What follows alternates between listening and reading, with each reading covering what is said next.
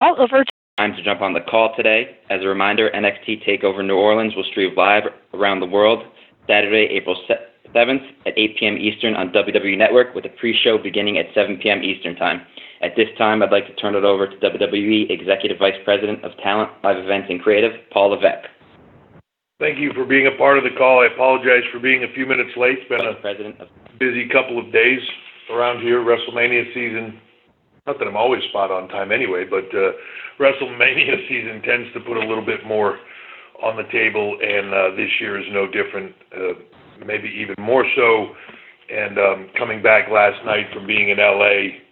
for the incredible HBO co-produced with WWE documentary on Andre the Giant. If anybody that hasn't had an opportunity to see it, if you weren't there last night, I recommend it. It's spectacular. Anyway, here we are again at another TakeOver WrestleMania season, TakeOver New Orleans. I really feel like this one is something special. It's probably one of the most stacked, loaded cards from top to bottom of established and new and just kind of feeling epic across the board, long-term stories that have built, and I just feel like this one is firing on all cylinders, and hopefully everybody will agree after they see it. So with that said, I'm sure you're all aware of the card. I don't think I need to go through every single match on the card. I'm sure everybody's aware, and I'm sure there are a lot of questions about it, so let's just dig into it and open it up to questions.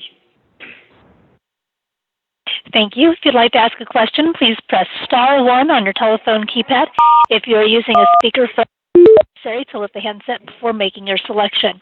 As a reminder, please allow yourself one question and one follow-up per turn. We'll take our first question from Mike Johnson with PW Insider. Hey, Paul. How are you, sir? Congratulations on winning the first question lottery today. Oh, geez. All right. Well, I don't know who you won money from, but you're welcome. I wanted to ask you about the North American Championship. I don't know. Okay. Yes. I wanted to ask you about the North American Championship. Obviously, you guys are going to crown the first champion at TakeOver next week.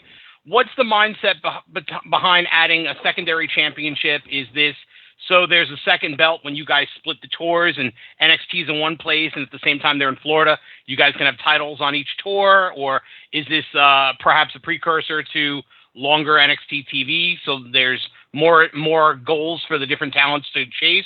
Like, what's the seed here of the idea, and is this a precursor for other changes to the brand?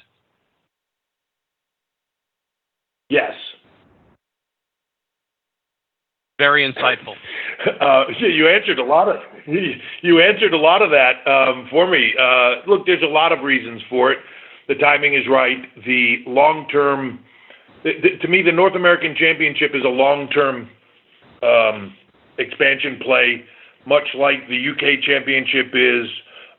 It is part of, to me, a long-term. And when I say long-term, I mean long-term strategy play with the brand. And it's something that I see growing. I think it helps with a lot of the things that you mentioned. As, NXT is doing multiple tours and, doing over 200 live events a year, doing multiple tours in Florida and more out-of-state touring. It's doing international touring as the UK continues to evolve, which I know you've seen the announcement of Download and some other tours that we're going to be doing over there in Europe, but there will also be some follow-up announcements coming soon based around the UK and that championship. And it's all to me about long-term expansion, and sometimes I think it's difficult. People see it happen. They think about the moment now.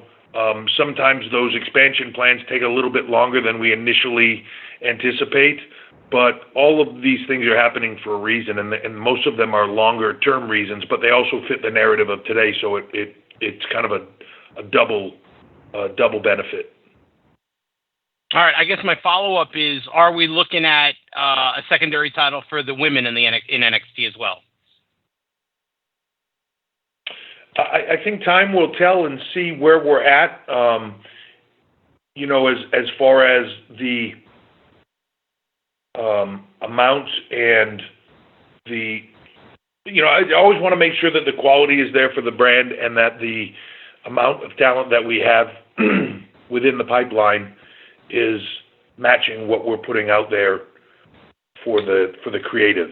And I just would, before I would do that, I would want to make sure that we had enough depth to it to make sure that it could cover all the bases it needed to cover. But absolutely, as much as sometimes the strategic plans take longer than you would like, I also am very careful to not put ones out that we aren't pretty confident that we can execute in a timely manner. So that you don't like them to take longer than they need to. So I wouldn't want to put something out there that wasn't the right fit immediatly for the brand. That being said, I think all those options are on the table as far as I don't, I just want to be clear, I don't look at the women's division any differently than I look at the men's division realistically. It's all about the amount of talent we have and then how can the talent fill the pipelines that exist, whether that be tag team championships, whether that be secondary singles championship. It depends on the amount and the what we have in the pipeline. All right. Appreciate the time, and I won't take up any more of it. Thank you very much. Thank you. We'll go next to Jason Powell from ProWrestling.net. Hey, Paul. It's become a tradition. Hey, Jason. Hey, good to talk to you again. It's become a tradition that some NXT talent is called up to the main roster after WrestleMania. I'm not naive enough to expect you to name any names, but can you talk about that process and how that's decided in terms of, who's coming up and who's in on those discussions, and really when are those decisions made? So, it's an ongoing process, I think, throughout the year, strategically with the team that is responsible with me for NXT, and then sort of the team that is responsible for main roster movement. And I think if you kind of shift from college to the pros in football, there's teams on both sides that are kind of evaluating that, and we're putting out the prospects from NXT side up to where we think they can fit. It's all about fit in the roster, where something is needed, where an opportunity is needed, and where they can fill that role. And then when do they want to do it? And then that final answer comes down to Vince. As he's a busy guy. He's not always aware of every single person on the massive roster of talent, both on the developmental side, especially that we have. So there's a process that they go through where they're showing him people and showing him how they can fill those roles and what he thinks and what his vision is of how it wants to go. So it's a constant process. As we get closer to WrestleMania, they're looking at the how, the when, and how it all pieces together. So it's a process at the main roster level. That final answer is Vince and the team that is responsible for both Raw and SmackDown writing. My other question is, how do you feel about companies piggybacking off of WrestleMania? Nobody really runs opposite of Mania itself, but there are definitely some rival promotions that run opposite takeover events, and so I'd like to know your thoughts on that. Look, I think that it's as long as they are quality events, then that's great. Look, if fans of sports entertainment in general, when they come into the New Orleans area for WrestleMania, I think them having the ability to have choice, I think them having the ability to enjoy the sports entertainment that they want to see and enjoy is the best thing. We can't supply every single thing for every single person as much as we try, and I think that it's good. My only concern on it is when it's not quality or it's not the risk or the anything is not good. If it's a bad experience for our fans, the only time it really bothers me is if somebody comes in and they see WrestleMania week as WrestleMania and WWE, and they go to a different event and they're disappointed at whatever aspect of that, in quality or the experience or any of it. If it's a negative, then obviously I would like that to be a positive. if there was ways for us to work with those people to make the experience more positive, great. That's really my biggest concern. Other than that, it is what it is, and it's funny to me though that sometimes we do our business in the way we do our business, and sometimes those people will then come back and say like, well, then they moved an event here and they put it directly against ours to try to combat us. Look, we don't do anything in response to anybody. We go into WrestleMania, it's our event week. It is us going in there in the biggest way possible and celebrating WrestleMania and our fans from around the globe and their passion for what we do, and we're trying to give them the best event and experience possible on our side. Everything else to us it's there, but we do what is right for our business. It's what people enjoy, and I'm happy if they enjoy it. I'm happy that they're there and they can enjoy it. Well, thanks for the time, and try to get a little sleep next week if you can. It might have to wait till after Mania. I don't know. We'll go next to Jim Varslow with the Miami Herald. Hey, thanks, Paul. Going back to the North American title, specifically the belt itself, what made you decide to do that belt? And will Ted DiBiase, Pat Patterson, or Sakaguchi be present to present the belt to the winner? Well, it's one of the funny things to me is that people have asked about the lineage of it, and I kind of feel like when the lineage stops for that long of a period of time, it's a weird. There's really not a lineage there. I think it's not hard to look at it and say, well, there's a UK and a European championship. There's a North American championship. It's not hard to see a global direction there. And I think that's the equation to it. I don't, we've talked about it, and I'm hesitant. Look, if any of those people, I'm hopeful that Pat Patterson will be there. I'm hopeful that Ted DiBiase, if he's in town that weekend, and again, there's a lot of people in town, so I'm not positive. He might be for us. I'm not positive. But that they would come by, and I would love to have them be a part of that, because as anybody, I think, hopefully knows, I'm a huge history buff of our industry in general, and anytime I can make those correlations, I love to. I'm hesitant in this one because I feel like there is not necessarily this like ultra strong lineage to it, because it's been so long, and I don't know how direct of a correlation there would be. So I kind of see it a little bit of starting over with something new here, but hopefully those folks that you mentioned would come by. I'd love to see them all. Thank you very much. Thanks, Jim. We'll go next to Dave Meltzer with Wrestling Observer. Hey, Paul, how you doing? Hey, Dave. I was actually before I start, congratulations. Hello? Before I start, I just want to say congratulations on the Andre doc. I think you guys are having a little bit of problem hearing me. I think there's maybe a delay in the feed today, but I just wanted to say congratulations on the Andre doc. As I thought you were phenomenal in it. I thought you added some great insight, and I really thought it came out well. I was very happy with the level of respect that both the industry in general and Andre were presented in, and I felt like it was very well done. So congratulations. I was actually going to ask thank you for being a part of it.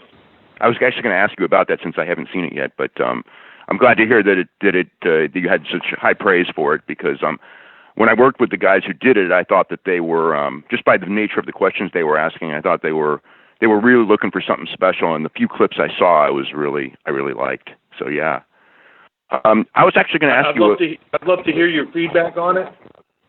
Yeah. Okay. I'd love to hear your feedback on it once you see it. But yeah, it's something special, and anybody that's a fan of what we do, and Andre, even my wife, who was friends with him her whole, childhood and everything like that, there's a lot of stuff in there that she didn't know, and it's a really fascinating look at in every single way possible, a larger than life man.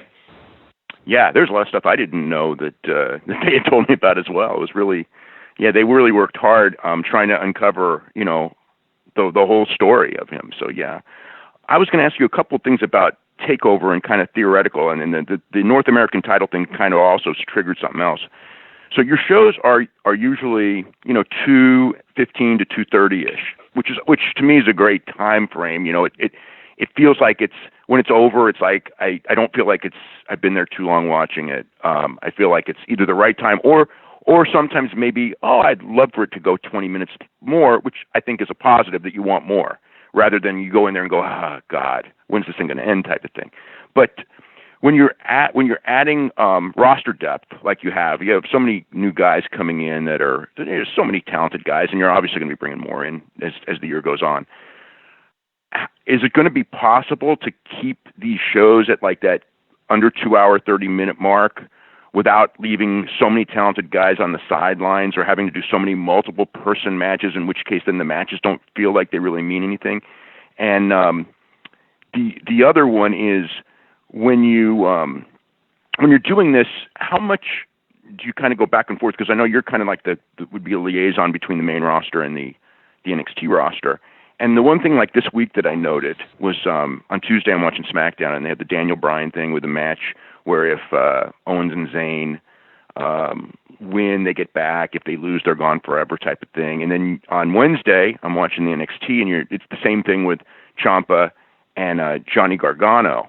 And I don't know if that's good or bad or indifferent, but I'm just wondering, it's like, what's kind of the theory? Do you think that's a good thing, or is it just, well, these are the storylines and we're just going to do them on consecutive nights?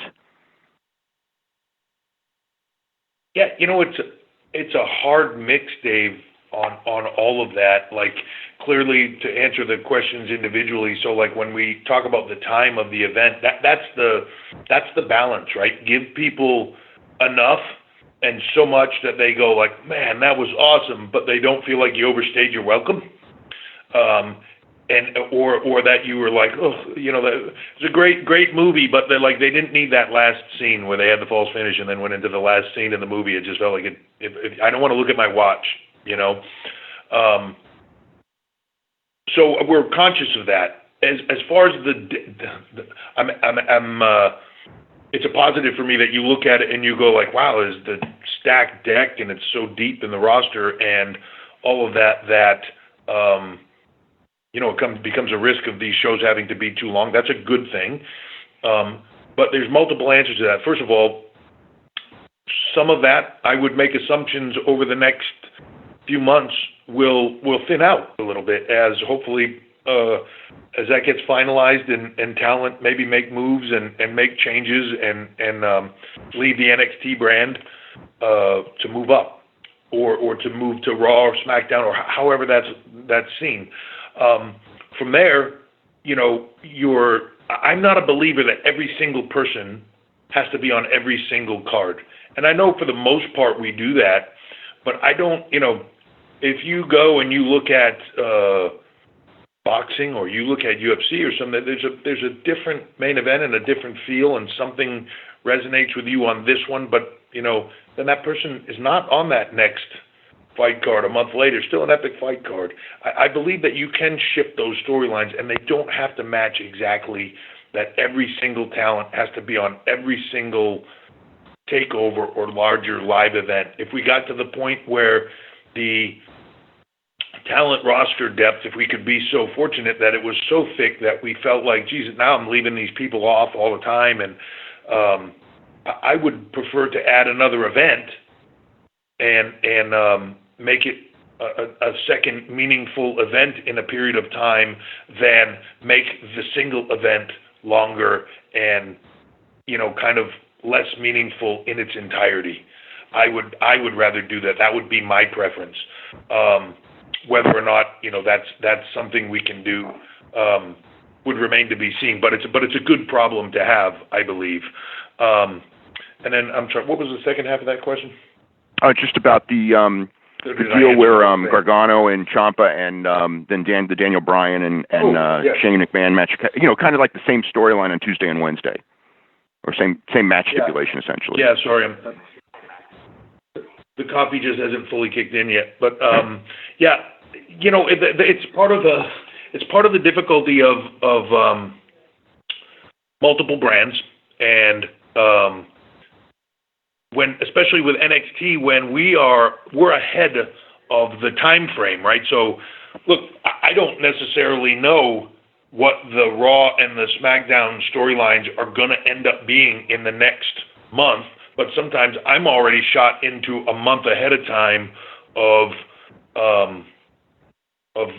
my creative or with NXT. So it's tough to. I try to look at things and say like, okay, I'm going to put a ladder match on NXT Takeover. Like before I make that decision, before we creatively commit to that, I am going through as much possible as saying, look, are you guys in any way thinking of having a ladder match at Mania? Are you in any way thinking of having this type of feel and this type of environment?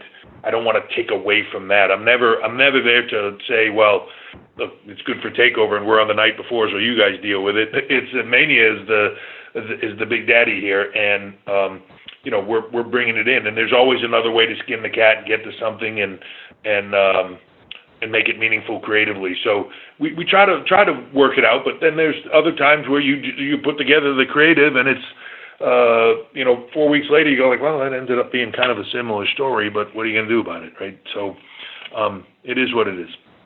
Okay, thanks very much. Thank you, Dave. We'll go next to Raj Giri with Wrestling Inc. Hi, Paul. Hey, how Raj. are you? Hey, I had a question about your. I had a question about your increased responsibilities with 205 Live, and has it been tough managing that with NXT and your duties with NXT, and also with all of the changes with 205 Live? Has there been any talk of maybe changing when it's taped, like or still doing it after SmackDown? Yeah, look, anytime you add anything to the plate, it's an added responsibility. And while Vince has been working on it since the very beginning, he has yet to be able to actually add hours to the day or days to the week, although he's working on it, and I think he approaches life as if he has already accomplished that task. And he likes to say that his job is to keep us busy, and he's extremely good at it. So yeah, it's a creative addition, but it's one that I enjoy and I welcome. And the thing is, there's a great team that helps to structure that event, and I'm kind of the final process in that. And what's nice about that is being able to give them some direction in a long-term format, and then letting them create that, and then just kind of guiding them along that creation, as opposed to with 205. I am not there. I'm not crossing every T, dotting every I, writing every moment. It's, to me, there's a much more of an oversight, and I'm as all these responsibilities become more and more, everybody has to do this. As you take on more and more, and as things grow, you have to be able to take things off your plate and step back, and having the oversight of stuff and not necessarily being so in the weeds on all of it is helpful. I'm happy with the direction that 205 is going in. I think it seems to be working very well. Viewership is up. The fans seem to be enjoying it through social, and the feedback we're getting seem to be enjoying it. The reaction is up, and it's trending now where it wasn't before, and that's great. It's exciting to see, and at the same time, NXT is doing well, and the viewership is way up, and the excitement for it is way up. So I'm happy with all of it, and as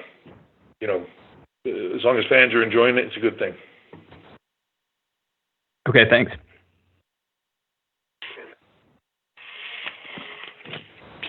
We'll go next to Sean Ross Sapp with Fightful. Hi, Paul. Hey, Sean. You've spoken before about how a guy like Elias you knew necessarily wouldn't really fit into what NXT provides, but you knew he would thrive on the main roster. And we've seen people like Braun Strowman and Mandy Rose go straight to the main roster without any real NXT run. Is there anybody else that you have seen that for and maybe surprised you that they connected on the NXT roster so well? Or anybody in the PC that you see that could make that jump without NXT? Yeah, man, I think there's a few talent. It's an interesting it's an interesting mix when you're looking at it from the outside. It's tough to separate you see the PC, you see NXT, you feel like it's the same kind of thing. And, I hear people talk about that all the time, about talent that come in from someplace else with experience of having done it for a long time, and they go like, yeah, they came in, they just got plugged in, and then they just moved up, and quite honestly, they were ready to move up before they weren't. And that's the truth, and people don't necessarily understand. You see NXT every week, or what the product is. That is a momentary glimpse into what that talent is doing at that time. All the other components that go into being successful at the main roster level are being taught on a day-to-day basis at the PC, and that learning curve is huge for everybody across the board. And I don't care who they are, and anybody that thinks differently is wrong.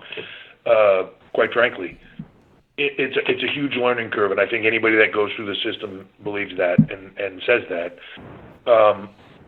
There are always talent, and the evaluation becomes not confusing the skill level and what they're doing with the fit of the brand, and what the brand does. The brand of NXT is a certain brand. 205 Live, it's a certain brand. It has a different feel and vibe. Raw has a different feel and vibe a little bit from SmackDown. Where do those talents fit in the best? To me, is a large part of that equation. So there are always talent in the PC, whether they're talent that are coming from ground zero, having stepped into the ring for the first time at the PC, to talent the other way, that have been in it for a long time. The personality, the level of entertainment. Elias is, and I, when I bring up the Elias thing, I'm always concerned after I say it that people take it the wrong way, that it had nothing to do with his skill level or because he's talented on all levels.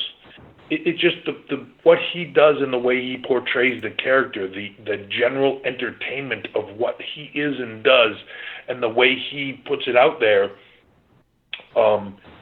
It's just more suitable to that main roster feel and vibe, and it was just keeping him in the system long enough for him to get the experience and the exposure, to learn the cameras, to learn all the other things that we do, and to become as polished as possible, so that he could make the jump when he was ready. And when he was ready, we put him there. If I would have put him there a year before, he wouldn't have made it. He wouldn't have been ready. And then it's hard to explain to people the level of spotlight that hits you when you hit Raw and SmackDown, and how quickly that is. The success rate is determined. And a lot of that, yes, you can say creatively the way things are done or whatever is done creatively, a lot of that comes also down to the talent. The level of talent and what they do can make bad creative awesome. It really can. A lot of it comes down to them and just what they're doing. And then, of course, the other thing I say to talent a lot is that the business is a marathon, not a sprint.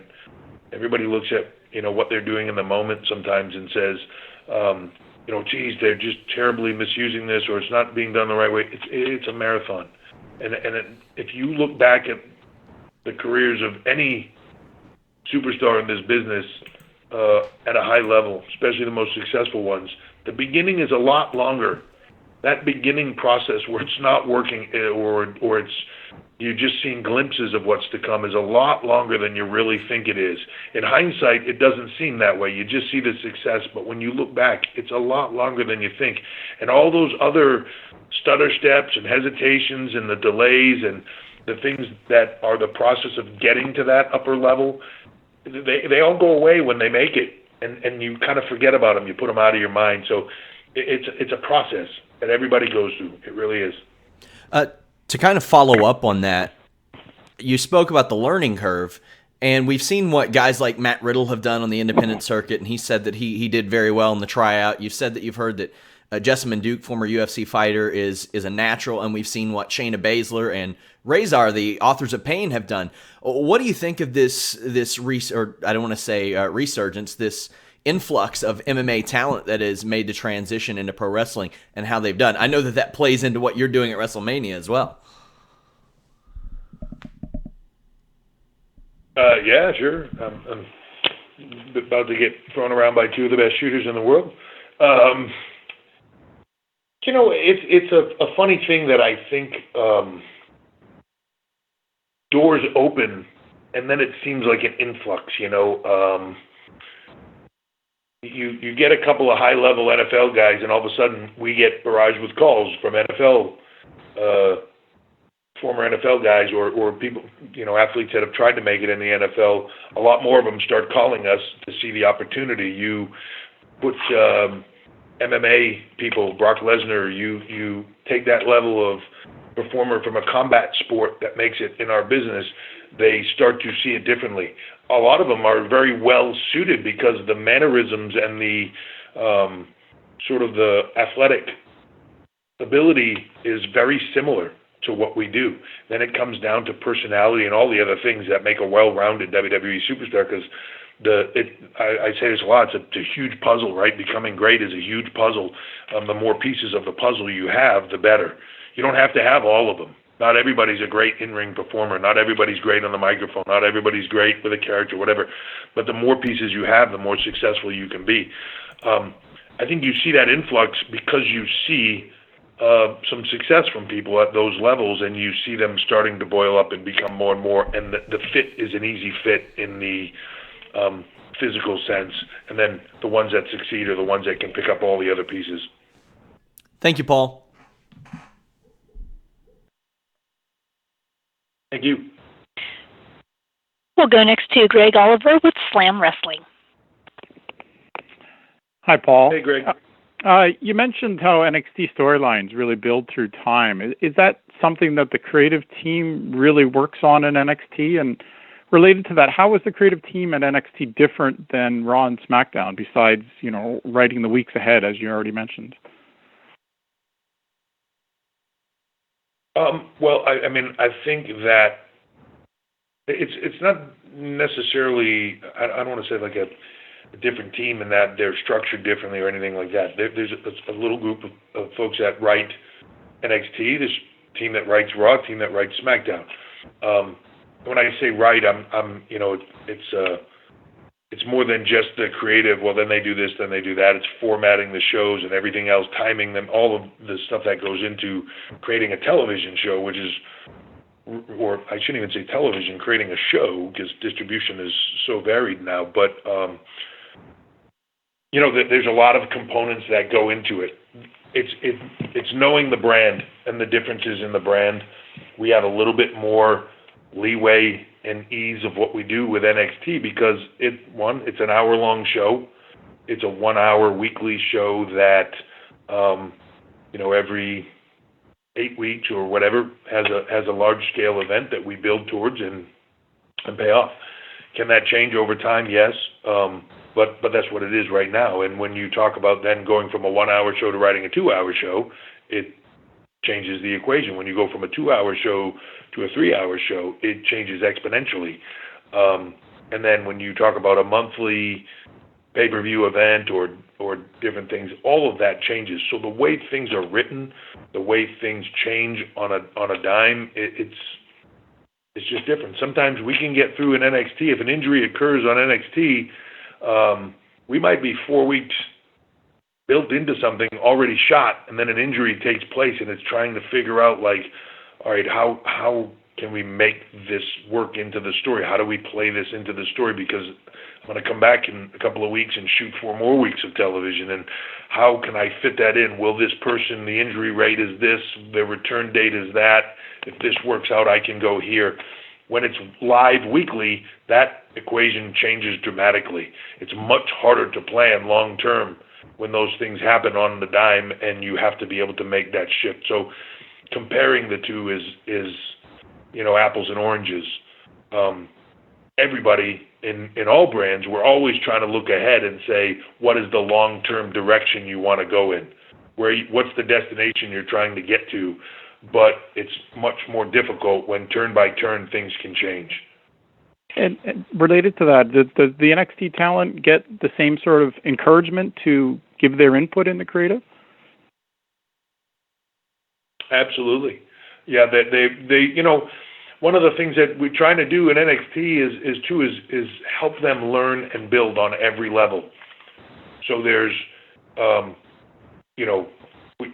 creative input is asked, creative thoughts are asked, characters are asked. It's sometimes, you see talent in the NXT brand, especially at the very lower sort of kind of the folks that you see come in and out of NXT, because we're just kind of giving them little samples of what they do when they get on television to see how they react to it and stuff. You see them trying different things with the characters, that this works, this doesn't work. We're letting them spread their wings a little bit and try things, develop on their own, try things with promos, try things with this, try things with that, get it to them ahead of time so they can experiment with it to try to see where it goes. If you follow the live events in Florida, sometimes we're trying out characters or personalities or promos or little bits and pieces of things. We're trying them out, seeing how they go. And it's all about letting them spread their wings and grow so that when they get to the main roster, yes, they can participate, but they also, in that participation, have a much better sense of this will work, this won't work. I tried this before, this failed miserably. I shouldn't do this, and because the one thing I found in my career is that success, the failure is that biggest teacher. You learn things with success, but sometimes you succeed and you're not sure why it worked or something. And sometimes that failure is a much more direct learning curve. And as you fail, you learn what not to do the next time, and you learn how to apply it to get to the success level. So I never see it. I don't even like the word failure. To me, it's like it's not failure. It's learning. It's just learning, and that's really NXT. That brand, the Performance Center, all of that, it's all about learning process. And in this industry, you'll never stop learning because this business changes on a day-to-day basis. The feel of it, what people are reacting to and what they want to see. Some of it will always be true and stay the same. Others, it changes on a minute-by-minute basis. But so that learning curve will always be there. But at NXT, at that level, we're building that foundation of the learning. Some talent have been doing this a long time, and they have a much better basis of some of the learning and some of that foundation. But it's building it all out to be the most complete and balanced performer they can be. Cool. Thanks, Paul. And we have time for one more question. Oh, certainly. We'll go next to Ryan Bowman with OneWrestling.com. Hello, and thank you for your time today. You mentioned earlier about NXT being You mentioned earlier about NXT being your pipeline of talent. In the past year, which performers have you been happy with as far as their development, or happiest with in terms of their development? And also, who's been the most pleasant surprise? Well, that's a tough question, because there's so many talented individuals down there, and I assume you're asking me it from the who I see that changing at the NXT level. Yeah, I guess over the last 12 months, obviously you're always refreshing the roster there, but who have you seen that's really stepped up? And I guess more someone that came in and they were even more than you expected over the last calendar year. Yeah, I see changes on everybody, and even talent that, you look at Adam Cole, a guy that came in with a wealth of experience from places and a sort of a brand built and a following and all that. And whether everybody sees it within the show, I don't know, but like for me, dealing with him on a day-to-day basis, and I know I get the same feedback from Matt Bloom and Shawn Michaels and everybody else, dealing with him, the level of understanding, the level of the level of the right thoughts coming out of him, the level of the way he approaches things, where when you're putting stuff together, it's less direction and him having the right idea right from the get-go. That level of improvement is huge. He's changed so much in the period of time that he's been with us. But across the board, I see that improvement in everybody, whether that be like somebody like a Lars Sullivan, who is a homegrown that just kind of went from zero to where he's at right now. And like, I feel like every time I watch him go to the ring, I see him improve. Velveteen Dream. I mean, it's hard to say there's anybody in the system that's improved faster and more than him. But on the women's side, even Ember Moon, who had experience in other places, but coming in and sort of, I think, struggling to make that adaptation at first with a confidence level and all that thing, but just changing that for herself over the last period of year and a half, and then the improvements even on a Shayna Baszler, who's come in and had a lot of the technical side of the MMA side, but character building and her confidence level and the ability to speak and promo work and just everything, becoming so much more well-rounded, all of the talent. And I even, as I'm saying it, I'm like thinking through the roster, and I'm like, all these names that I could throw out there that have just improved dramatically. It's sometimes more obvious to me because I go in there, I don't watch them every single day. I see them every 3 weeks. I'm aware of the things they're doing. I'm seeing the feedback, but then I'm seeing it happen when I get there. My conversations with them as we're walking through creative, the changes in their mentality and how they approach it. It's just it's the stuff to me that makes me say how amazingly well the system that we have works. The tools are there. Anybody that fails to improve there, it's not on us so much because the tools are sitting there. But you can have all the tools. What you do with them is up to you. But a lot of them, a lot of the talent that are succeeding are taking advantage of those tools every day. They're in there every single day. They're doing more. They're asking for, Shawn Michaels' input. They're asking for all this stuff, and they're coming in and doing more and more and more, and you see the improvements happening. And to me, that's the exciting part about this, and they're becoming more well-rounded. So hard for me to put my finger on anybody that has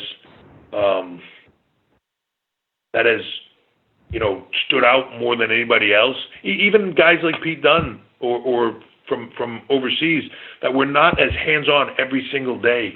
The change in him from when I first met him and we started doing stuff and then got to the UK tournament to where he is today as a performer, putting things together, his mentality, all that stuff, the way he sees stuff, it's night and day.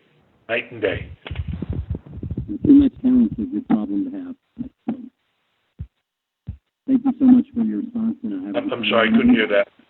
I said having too much talent is a problem to have.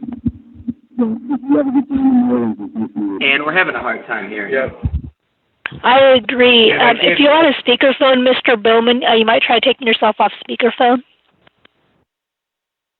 I just wanted to thank you for your response and say it's a good problem to have too much talent. Yeah, no, it's a great problem to have. I'm excited for the future. I'm excited about, it's funny too sometimes that I think when we talk about the talent in NXT and then you look at some of the talent that are now getting ready to boil up, it takes time to build things from zero and to learn this business from zero. But when you look at some of the talent we had with either no experience or minimal experience coming in and handling things at a level that it's just amazing to see. I see Braun Strowman on the main roster all the time, and I think about meeting him for the first time a few years ago as just this big, booming personality strongman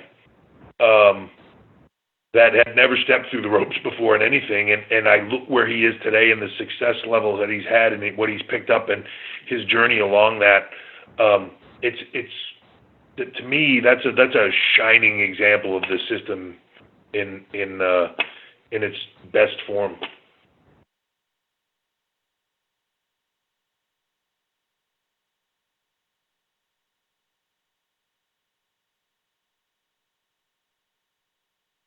I think we're all set, Ann. Very good. This does conclude today's conference. We thank you for your participation. You may now disconnect.